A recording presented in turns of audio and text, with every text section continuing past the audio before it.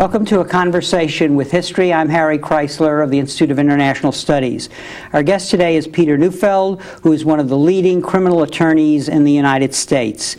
He co-founded and directs the Innocence Project at Benjamin Cardozo's School of Law, Yeshiva University. He's also the author, with Barry Scheck and Jim Dwyer, of Actual Innocence: 5 Days to Execution and Other Dispatches from the Wrongly Convicted.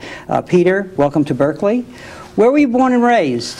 I was born in Brooklyn in the shadow of Ebbets Field. Never one willing to accept that the Dodgers ever left town. A mom who had to leave in the middle of a game, in fact, and always sort of held that against me. So you could be born?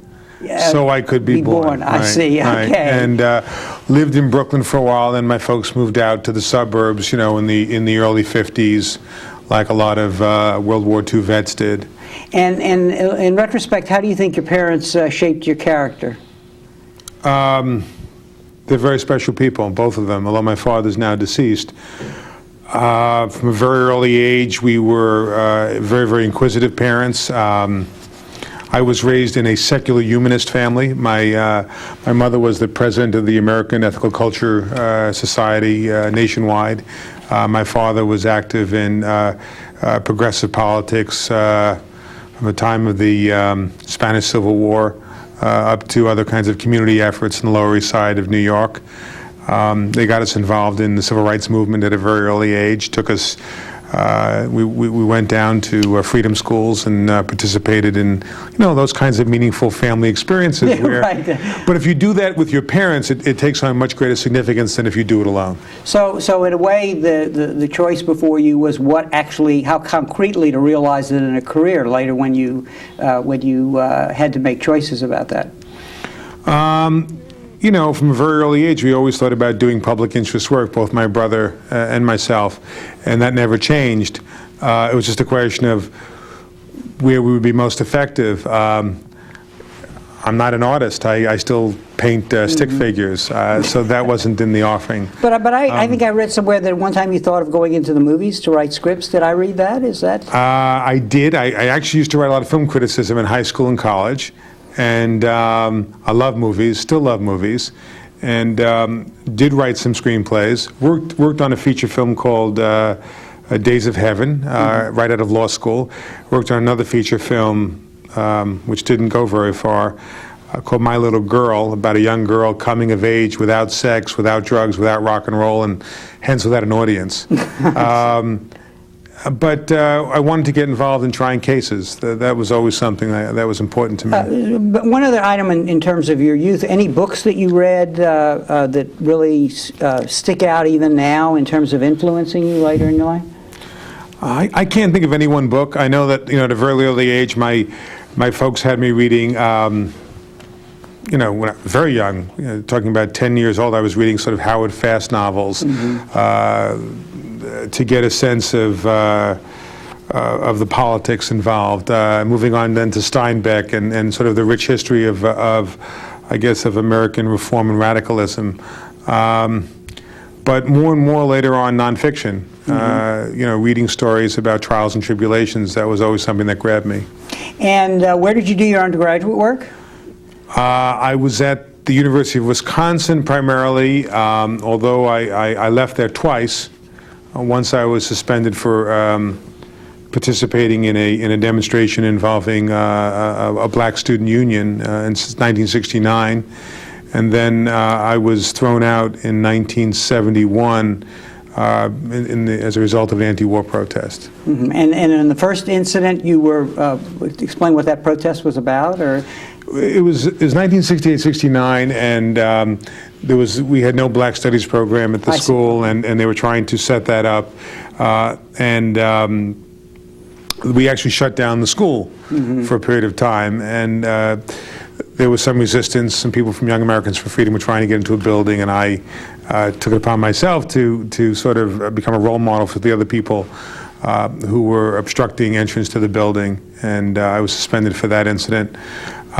But it led to the creation of a Black Studies program and a Black Student Center, and some good things came out of it. talking now about popular culture for a moment, did you watch Perry Mason as a young person?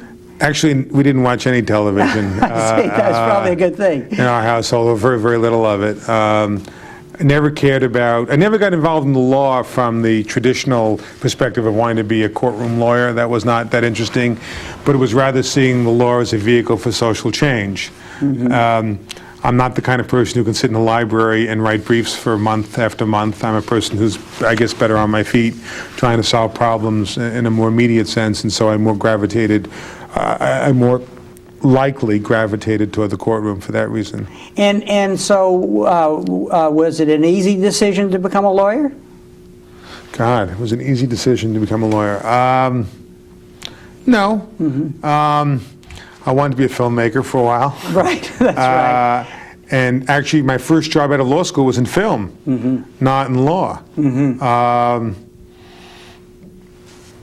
And I still haven't given that up completely. I think there's a time in my life where maybe I'll go out and maybe make a film. Because what still intrigues me so much about movie making is how you can so quickly grab a huge audience and have an impact on their opinion so quickly and perhaps so permanently. And to be able to do that on a regular basis is very, very exciting. We try and do that in the law, but it's much more difficult. So in a way, the law and the movies both have the potential for being part of the education process by which people are elevated to really a higher level of consciousness about social justice. Right, not to mention the fact that in both situations you can be a director, a writer, a producer, and an actor. I see. In the law too? Well, when you're in court. I see. Right. I see. That's interesting. You know, you get to do all those things as well. I mean, you know, you're writing arguments, you're directing the courtroom, you're producing in terms of the displaying of exhibits and witnesses. Yeah. So all of that's there. And the good news is that the 12 people sitting there can't walk out. You have a captive audience. Well, just to carry your metaphor further, in a way, both are mirrors to the society, and they offer the potential to sort of say, well, this is what we really like. Do we really want to be that way? Do we want to change? Yes, but what we try and do now is we only select those cases where there are significant issues beyond the narrow parameters of the client's case. Whether we're involved in innocence cases or other civil rights cases now, we're looking for those instances where we can use it to educate, to engage in legal reform, social reform, new legislation, and that's what we really rely on before we take on any new matter. Well, that's interesting. Let's talk a minute about what it takes to actually be a criminal lawyer / civil rights lawyer, which I'm hearing you say you are. What is the hardest thing about doing this kind of work, and what are the prerequisites for really carrying forward and doing it personally? Well, the most extraordinary thing when I was doing primarily criminal defense work, I'm doing less criminal defense work now, more sort of systemic work, more civil rights litigation now, and I think of our innocence cases as civil rights cases as much as they are criminal defense cases. But in criminal defense work is the total absorption by the case. You know, when I'm on trial, my family would suffer, the rest of my life would suffer because I was there for that client basically, you know, 24 hours a day, 7 days a week. And it didn't matter what else was going on in my life. It had to take a back seat. That can take a toll on other things in your life. But, you know, I would expect that if I was in that situation, that my lawyer would probably put as much time and effort into it as I do. And what is it that keeps you going? Is it the person's story who you're defending, knowing that story and feeling that he's really innocent, or at least his innocence should be proved in a court? It's not always a question of innocence or guilt. I mean, very often in our criminal justice system, people are overcharged. They did something, but not something as extreme as what's alleged in the accusatory instrument. The real thing is a desire to see things change. And to the extent that this case can have an impact, as you said before, on affecting the minds of just 12 people. Not just about this case, but perhaps prospectively changing their outlook on justice, on racism, on the drug wars, on sexism and all kinds of issues is something that's it's terrific to be a vital part of that. And going back to your background again, where did you get this sense of the big picture? That comes from your parents' influence, or from the general culture that they created in your growing up years? Or the 60s? Did the 60s also enter? Well, the 60s obviously played a large part of that, because there was a sense of empowerment that you personally, by taking action, could make a difference. And so whatever work we got involved in, we thought, well, God, this is how we can make a difference. Whether it's one small trial or a painting or a mural, it was going to be hopefully powerful and have that kind of significant impact. So that was the 60s. There's no question about that. There's no question it's the parents. But, just reading about people like, Clarence Darrow and taking on unpopular causes and using the trial. It could be something as simple as a murder case like Leopold and Loeb, where it wasn't just about trying to prevent their execution, although they had committed a most grisly crime, but it was also then educating the entire nation about mental health issues and about capital punishment, and using the trial or the case as a platform for that debate. It's a very wonderful opportunity. Right, so that the courtroom, the adversary process is really about a bully pulpit also, not just the innocence of the particular person. Well, I mean, it's not always about innocence, because, I mean, very often, you may be representing somebody who actually committed a crime, and you find yourself in a situation where you're not going to go to trial. We're trying to seek the best disposition of the case. You're trying to put the person's criminal conduct into context to show that there are other problems involved here, and there are different ways for the system to address it, short of sending someone to prison for the rest of his or her life. So all of that's at play, constantly. Tell us about the Innocence Project and how it came about. Well, first of all, I guess you got to go back a bit to see how we got involved in the interface of science and law in the first place. I have no background in science. My partner, Barry Scheck, has no background in science. In fact, like a lot of other lawyers, it was the difficulty in comprehending chemistry that moved us to law school in the first place. That's okay? Right. And so the last thing we ever wanted to see as lawyers was any kind of physics or chemical equation. But what happens is you have a client whose life and liberty is at stake, and it forces you to learn particular disciplines. It might be biology or chemistry, it might be laws of physics, it might be toxicology, it could be any of those sciences. And you have no choice but to learn them, because if you don't learn them, then someone may abuse the information and send out an erroneous piece of information to the jury, and your client will suffer as a result. So you start learning these things. And the first thing I ever got involved in as a lawyer was forensic psychiatry. I never had seen a therapist as a kid, had no experience with psychologists, and I had my own biases and prejudices against the whole field, but it was being used a whole lot in the criminal justice system. So I got very much involved in forensic psychiatry and tried to demystify it a lot, and became kind of a legal expert in that field long before I got involved in the hard sciences, and did several test cases in New York and elsewhere on the limitations of forensic psychiatry and battered women syndrome and things like that. I litigated the first successful use of a battered women's defense in Manhattan, for instance, in the mid-1980s. But in the late 1980s, we had a case involving blood evidence in Bronx County. I was no longer a public defender. A man had been convicted, and there was a question of whether or not he actually committed the crime. He said he was innocent. The lawyer did not do a great job. So the Legal Aid Society couldn't handle the appeal, and they asked Barry and me to do it. And it was at that time that we first learned about this new technology out there called DNA typing. Eventually, we couldn't prove his innocence through DNA because there wasn't enough evidence left, but we did exonerate him using another technique. But that was our first window into the power of DNA technology. And what we realized as far back as 1989, 1990, about the same time that the FBI opened up the first major DNA laboratory in the country to handle criminal cases, is that this is a much more robust technology than what they've been using for the last 30 years. And we always had a feeling that things like eyewitness identification are not terribly reliable, wouldn't it be interesting to go back and look at some of those convictions with this more powerful technology and see whether or not they got the right man? So that's when it started, around 1990, 1991, looking at these old cases. And the key here is that with the through PCR and what can now, as a result of that methodology, be done with DNA, you can actually identify who the guilty party is, or whether someone is not the guilty party. In certain cases, that's true, and that's because there's a difference between the associative value of DNA evidence and the probative value. So if the DNA evidence you're looking at is semen, obviously collected in a rape kit minutes after a rape, it's very powerful evidence both to identify and to exclude.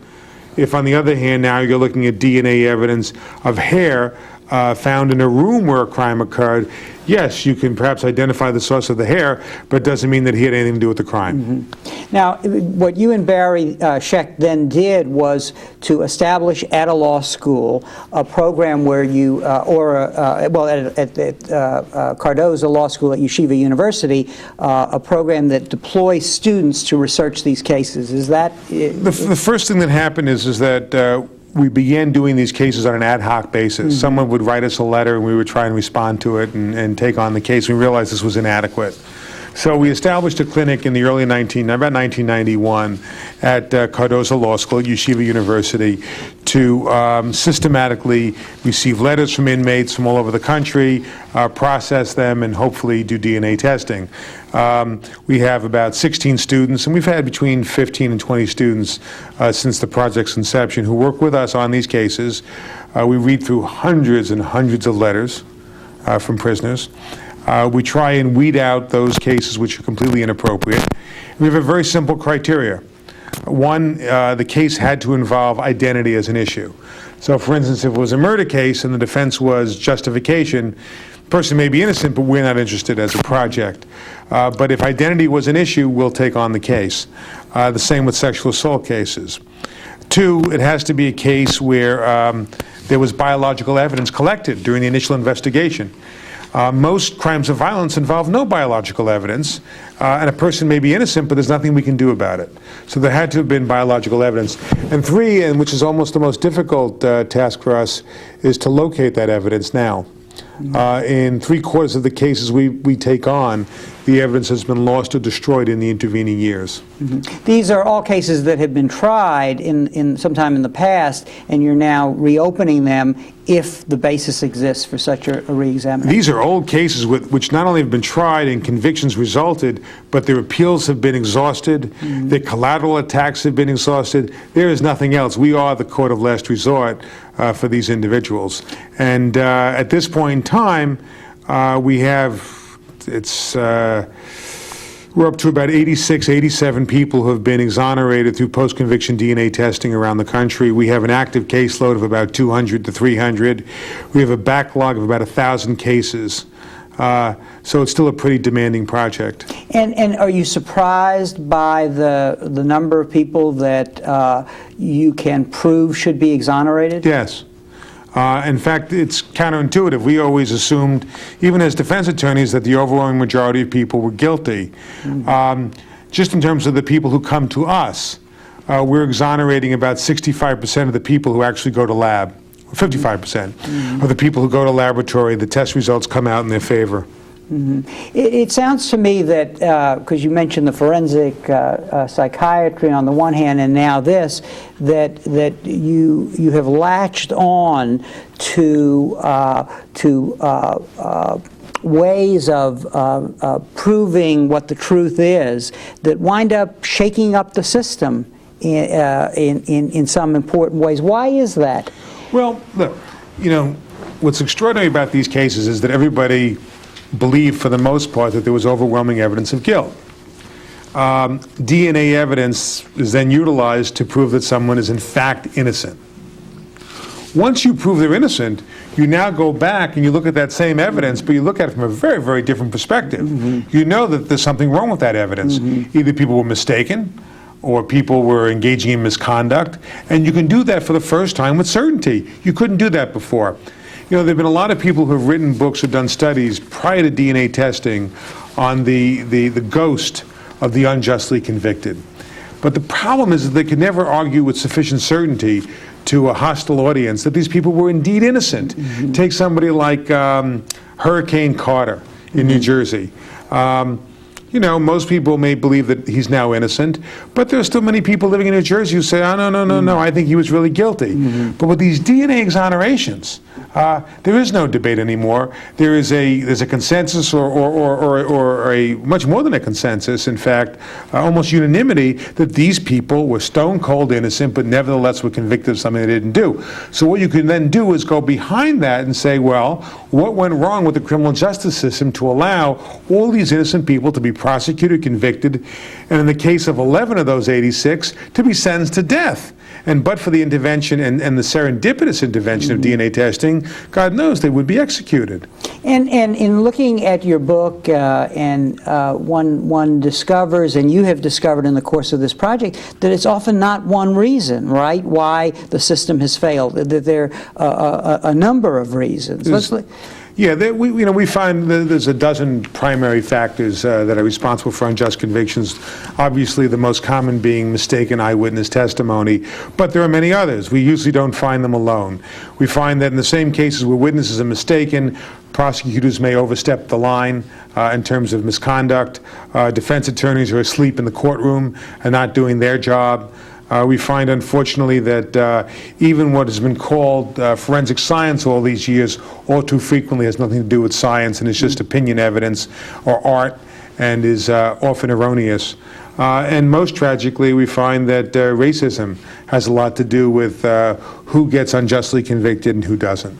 Let's talk about race and also link that to class. Isn't it the case, it seems, I will ask you, that it is the case that that the system is racially biased, and that the poorer classes have a much harder time, basically, seeking justice and obtaining it? Well, there's no question that if you're white and you're well off, you have a much better chance of having a fair trial and getting justice ultimately than if you're poor, and particularly if you're poor and black or Hispanic in this country. Our data shows that you're 5 times more likely to be wrongly convicted if you're a black man charged with sexually assaulting a white woman than anybody else. It's that simple. What's unfortunate is that for a lot of the other causes of unjust convictions, we have reforms in mind that can be put into place to correct those problems and make the system a lot fairer. The only cause we don't have a reform for yet is racism, and it's obviously much more deep-seated. I mean, we've moved, in fact, from just doing the Innocence Project to doing other civil rights cases. We, for instance, represent and have represented for the last few years 2 of the 4 young men on the New Jersey Turnpike who were racially profiled by state troopers and then shot at. And that case precipitated this huge inquiry, statewide and nationwide, into the phenomenon of racial profiling. And what's most remarkable about that, although there are a lot of things remarkable about that case, is that eventually the federal government stepped in and the state police entered into a consent decree where they would engage in a whole number of reforms. Well, they did this, and 90% of the reforms have now been implemented, and they went out and they checked the numbers again, and it turns out the state troopers are still stopping just as many black people as they were before they implemented these reforms, and they're searching just as many as they were before they implemented these reforms. And that's because you can't just, tell someone, not to look at black people. It's ridiculous. We have to re-educate these people. We have to get rid of the supervisors who were responsible for doing this a long time ago and who are now teaching the new line officers to engage in racial profiling. These problems are a lot more deep-rooted, and they're going to take a lot more creative thinking before we can rectify it. And I guess the issue here is that there are limits to what the legal system can accomplish unless you get a more pervasive social and political change. Is that correct? I mean, in other words, doesn't the society as a whole have to confront and change its attitudes towards racism, basically? Oh, no, absolutely, but I don't have a solution on that. I'm not going to ask you for that, yeah. On how to do that. Yeah. I mean, look, whether every study that's been conducted so far, any reasonable study suggests that obviously, if you're black, you're more likely to be arrested, you're more likely to be convicted. All other things being equal, you're more likely to be sentenced to death if the victim was a white person, as opposed to the victim being a black person. You're more likely, if you're a juvenile, to be charged as an adult. You're more likely to get a longer prison sentence if you're black. Every single element in the criminal justice system is stacked against people of color, and the evidence is pretty overwhelming. People just have to really roll up their sleeves to think about how we're going to remedy that. Moving away from race. One last thing on that is that, and it came up in the New Jersey case we were talking about before. This is the profiling. The profiling case is that. One of the young men who we represented said, my parents were from South Carolina. They told me about all the adversity they experienced down there, and I lived in a community in New York City which was pretty integrated. I went to an integrated high school, and I never experienced any of that. I thought that was all the past. But, what you have to realize is it's only, 200 years ago, it's only 100 years ago that slavery was outlawed. It's only 45 years ago that de jure discrimination was prohibited. Those are short periods of time, in the greater scheme of things. And, we still have a lot of that around, and we're going to have a lot of it around for a long time to come. What are some of the other reasons that lead the criminal justice system not to undertake reforms and adapt to the changes that are obviously necessary? One gets a sense here that there's an element of bureaucratic politics in the judicial system, that people don't want to move because of losing face, because they had actually gotten the original conviction and so on. In about 50% of the cases where we've exonerated people, prosecutors were unwilling to agree to have post-conviction DNA testing, and we had to go to court to litigate that issue and finally get a judge to compel it. Sometimes even those orders would be appealed to the highest court of the state before we would get the relief, which could be 3, 4, or 5 years later. Part of it has to do with something that's referred to as the doctrine of finality, which says simply that once the jury has spoken and you've exhausted your appeals, that's it. And as one justice has commented, if that means that an innocent person remain in prison or indeed even lose his life, then so be it. That's a small price to pay. The other thing is that what we've noticed is with some prosecutors and police is an unwillingness to look at that case anew.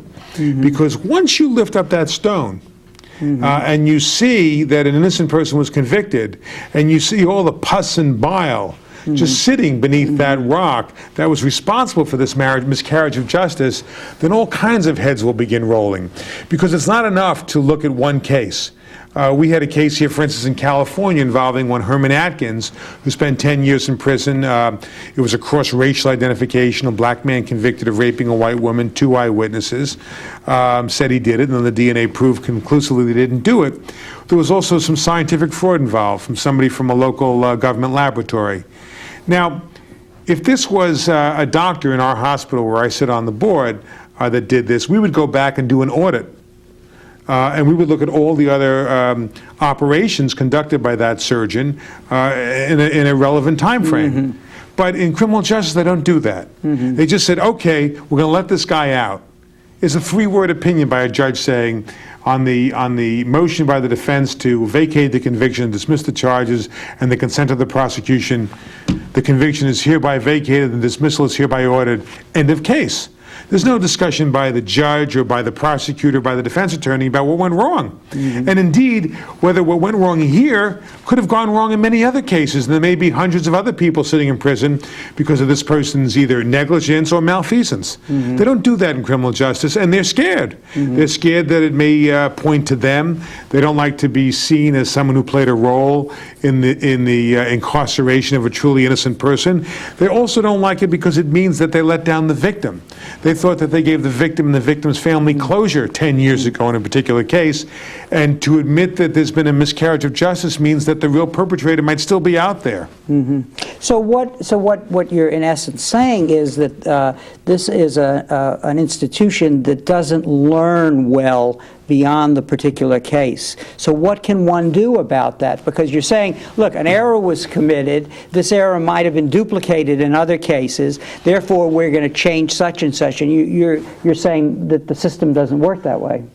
The criminal look, in our society, in almost every other institution where life and liberty is at stake, they're willing to do those kind of postmortem audits and self-critical analysis.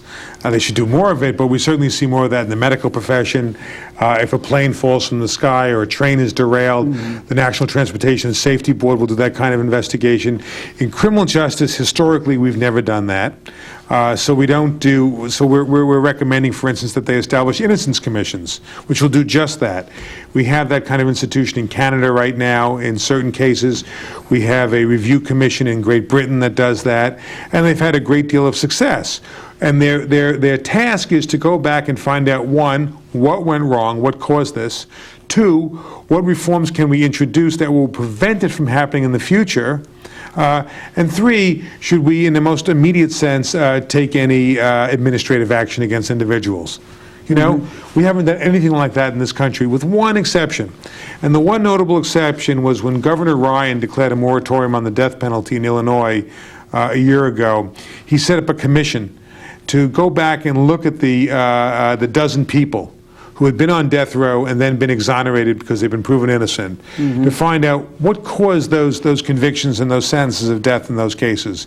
Because he said, until I find out what the causes were in those cases and whether I can correct them, then I can't possibly allow the capital punishment apparatus to function in my state, knowing that it's much too easy for an innocent person to be executed. And how do you explain the anomaly of his thinking along those lines? Is he just a unique individual, or you have no sense of that?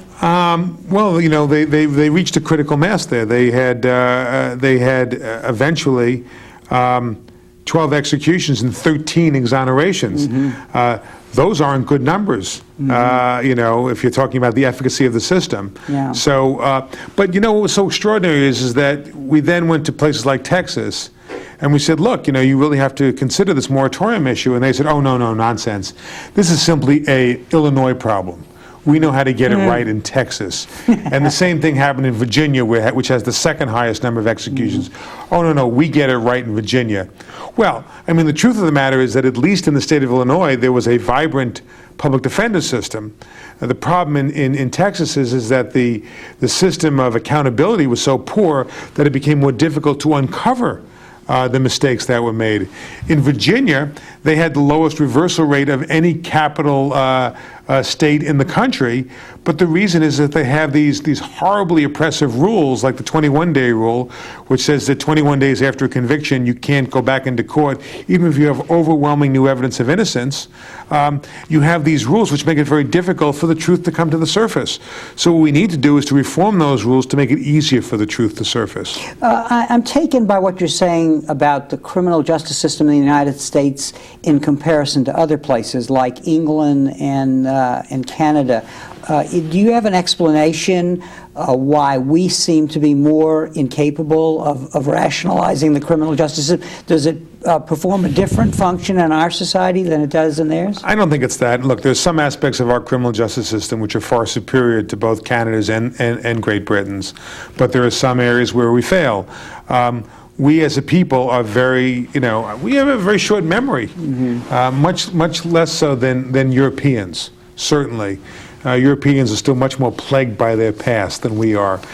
We always just want to move on, you know, with our lives. It's a wacko kind of approach when you're trying to deal with systemic problem, because it's only by looking backward can you prevent the errors in the future. But that's how it's been. Hopefully it will change here. The experience in Great Britain has been remarkable because with their commission that reviews old criminal convictions, I think they've referred more than 60 cases out now where people were ultimately exonerated. In Canada, there was a great commission in Ontario that led to all kinds of important changes, and there's a commission functioning right now in Manitoba. I'm going up to testify there next month, and it's being run by a retired Canadian Supreme Court justice. So they're taking these things very, very seriously. We haven't done it yet in the United States, but I'm hopeful that we will. What does this critique of the criminal justice system tell us about ourselves as a country? Boy, it tells us a lot of things. It tells us that defense attorneys are too quick to assume their clients are guilty, that police and prosecutors... Defense attorneys? Yeah. That police and prosecutors have tunnel vision.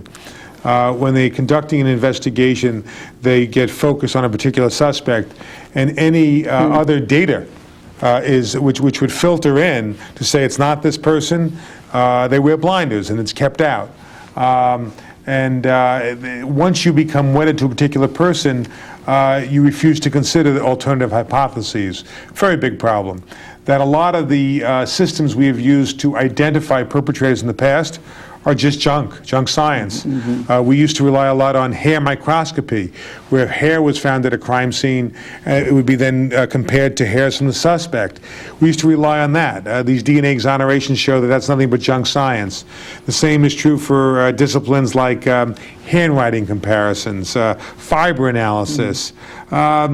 You know, there's a lot that we relied on as wrong. So DNA is really opening up all kinds of new challenges to the status quo. And eyewitness, let's talk about that a little. That is also a kind of systemic problem that we haven't really recognized enough, because science has really made us aware that people don't actually see what they think they see or what they report they saw after the fact.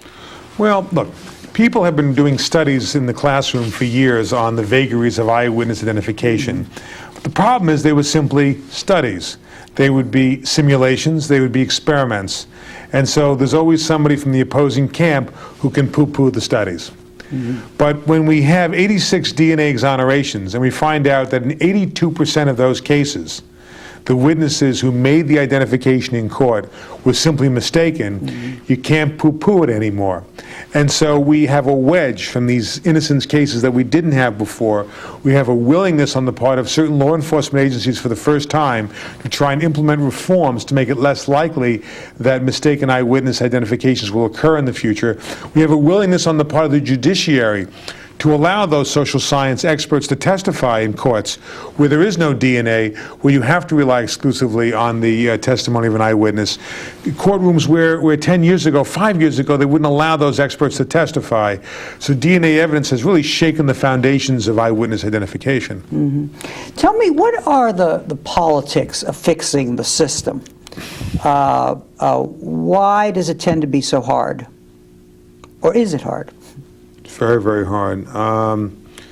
God, I mean, let me give you an example with eyewitness identification.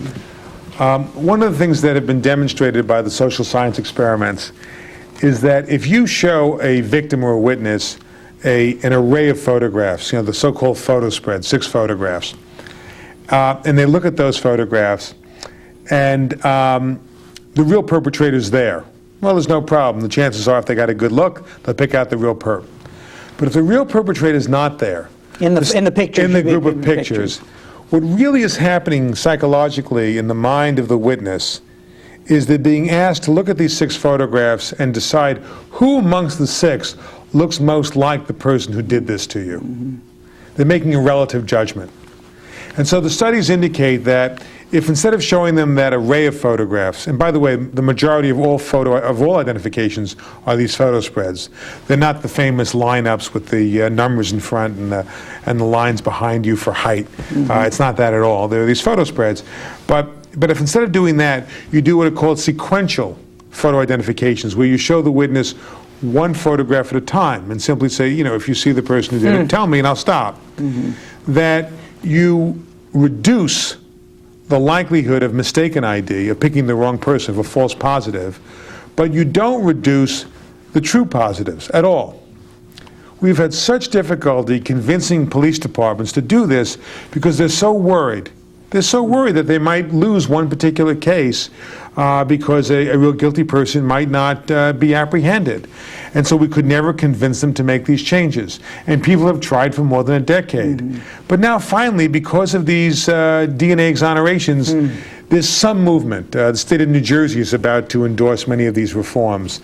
21% of these miscarriages of justice resulted in part from false confessions. It's a simple reform. Why not simply tape record all interrogations? They do it in Great Britain, they do it in Australia, they do it in this country, in Minnesota and Alaska. Why not do it? Well, the police officers are very resistant to it, okay? They just don't want to have their hands tied. But what happened is in Minnesota, there was tremendous resistance to it initially. But guess what? After it's been in existence a few years, now the cops love it. And the reason the cops love it is if a defendant wants to say, I never said that, all the cop has to do is flick the button and play the tape recorder. It becomes an objective witness. On the other hand, if there was something coercive during that interrogation, then a neutral, objective ear will pick up on it and will be able to effectively undermine the validity of that confession. We now know that false confessions happen with far too alarming frequency, but before these innocence exonerations, there was much too resistance to making the necessary changes. So in a way, you're saying that the criminal justice system is made up of components, and there's a system of resistance to change in each of them, but an ability to move beyond that under certain circumstances. Well, you know what? You got to get people where their self-interest is, or they're not going to be motivated. Okay, so that's yeah. So what we've done is we've put forward the following argument, which really is very simple and is very sensible. In 12 of these 86 exonerations, after the DNA excluded the person who had been in prison wrongly for 10 or 15 years, we were then able to take the DNA profile of the evidence and run it through a convicted offender data bank or some other apparatus and identify the real perpetrator. And when you tell law enforcement and the public that every time you convict the wrong man, the real bad guy is still out there committing more crimes. So increasing the efficacy of law enforcement and prosecution will not only reduce the likelihood of miscarriages of justice, but will enhance the efficiency and certainty of the system and reduce crime consequently. So that argument is in their best interest, is in their self-interest, and it's been much more effective in getting a positive response from some people in law enforcement. I'd like for you, with somebody with a sense of politics, given the background you described, to assess for me the levers of change. I mean, obviously, in a particular case, you can get a judge overruling the conviction. But what I'm curious about in terms of broader reform is the key to convincing the jury and having a dramatic case. Is the key to public education to getting these reform, or is the key the political process itself, that legislatures have to act on the kind of reforms you want? There's no single mechanism. They all play out together. So what we'll do is we will publicize certainly the actual case in the press to try and move people's opinions around that case. We have written model legislation. For instance, it's been very difficult to get access to DNA testing, so we've introduced legislation. The first law was in New York State, our home state, that we helped write. There have been a dozen bills passed around the country in the last 12 months, and there are another 20 pending right now to try and get access. So legislation plays a big deal. We're trying to do pilot projects to experiment with new ways of approaching eyewitness testimony, of requiring taping of interrogations, to prevent prosecutorial misconduct, to implement standards, minimum standards for all defense attorneys, and audits of defense attorney agencies to make sure they're complying with those standards. If you had to look at it broadly, what we're trying to do is to bring science into the criminal justice system. And it's something that's very, very difficult and something that criminal justice has been very, very resistant to. But I think it will go kicking and screaming into the next century, adopting a lot of those models and methodologies. But there's legislation, there's education, there's the trial itself. None of these things are work alone, they all work together. Well, how do you explain this resistance to of the system to the introduction of science? At some levels, it's unexpected and surprising. The criminal justice system is made up of people like myself who didn't understand chemistry, and so that's why they moved into the system. I see. So that's where the antipathy comes from, or the resistance. It's very, very fundamental. But it's also there's a look. It's very difficult for any of us to be very self-critical and admit that we've made serious errors and wish to move forward prospectively. What we're trying to do with innocence commissions and this whole burgeoning civil rights movement around justice is to say we're not really interested in finger pointing. If a particular criminalist lied on the witness stand or a cop committed perjury, yeah, there should be some sanction. But what we're much more concerned with is trying to change the way business is conducted so it won't continue to happen with alarming frequency in the future.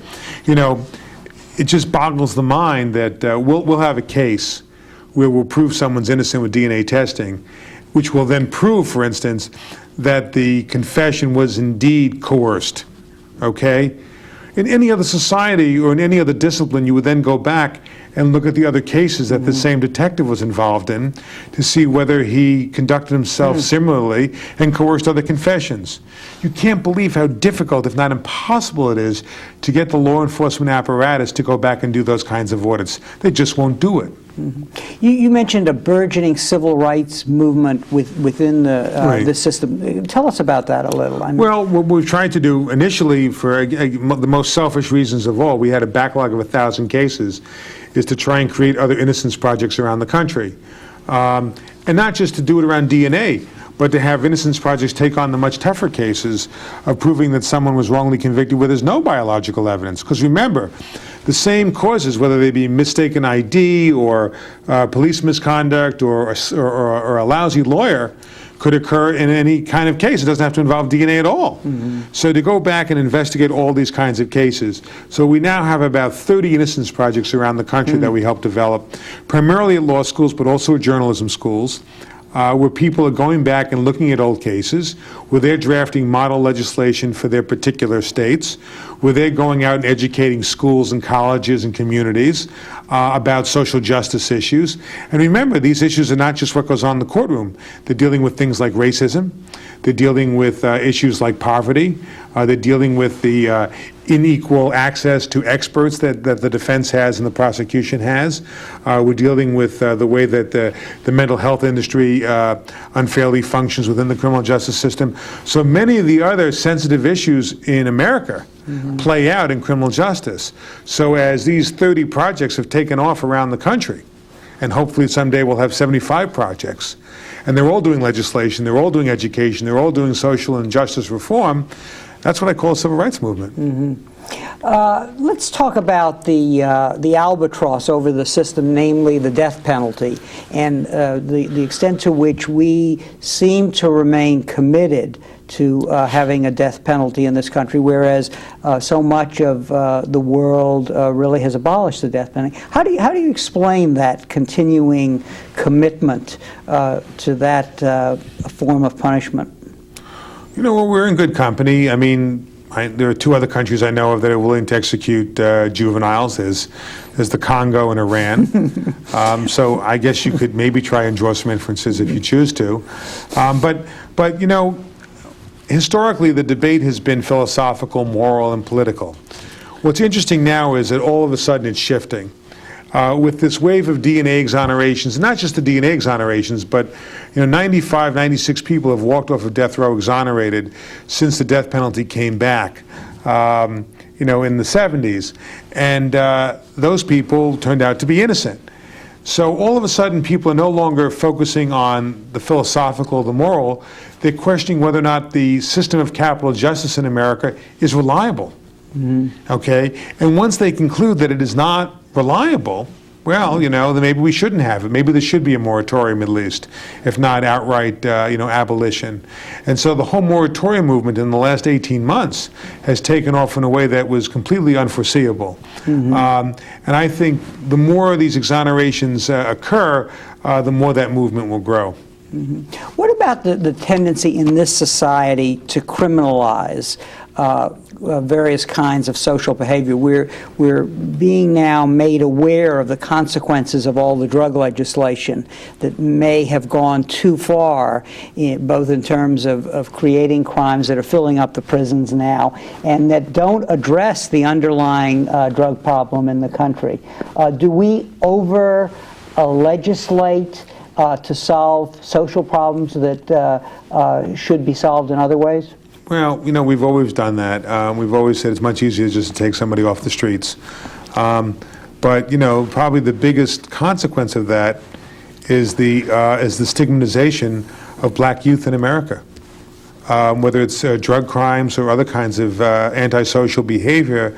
You've reached this crisis situation where, one of every 4 kids who's black is under the control of law enforcement in this country, whether they're in prison under a juvenile probation or on parole.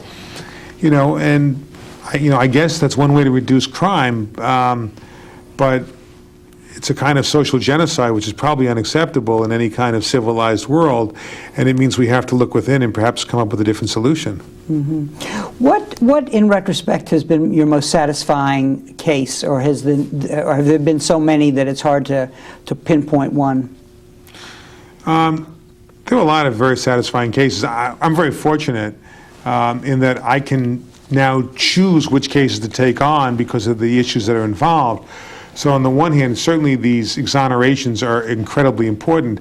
But, for instance, we represent a gentleman named Abner Louima, who was tortured in a precinct in New York City, a Haitian man who was tortured by 2 white police officers who then had the bravado to take the stick with his feces and blood on it and walk out into the precinct and wave it around and brag about this act, knowing full well that all these fellow officers would remain silent and maintain that blue wall. To break that open and to bring that suit forward, for instance, and to do it in a novel way, not just to hold the city accountable, but to go after a police union, which is hardly a union. Mm-hmm. A police union that's responsible for that, and make them held accountable, and make that the first case in the country to hold a police union accountable for brutality, which will then be utilized hopefully around the country in all kinds of communities, is in itself very rewarding. But, on the most personal level, that's obviously very rewarding because of what it's going to do on questions of race and brutality and police accountability and what have you. It's huge. But, the very first time I went down to Virginia, there was a guy named Tony Schneider, who was a young man who had been unjustly convicted. And we worked on his case, and eventually we got the governor to agree to a pardon, because in Virginia you can't go back into court. Your only resort is to the governor. And finally, after a lot of struggle, he agreed to a pardon. And I called his mom up, who'd been fighting for him for years. She worked at the post office. She took on a separate job just to fight for his case.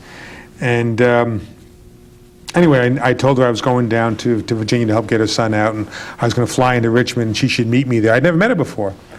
And it's a small plane, it's a small airport, and so when you arrive on the tarmac, you don't go through one of these bridges into the terminal. You walk down some steps into the outdoors.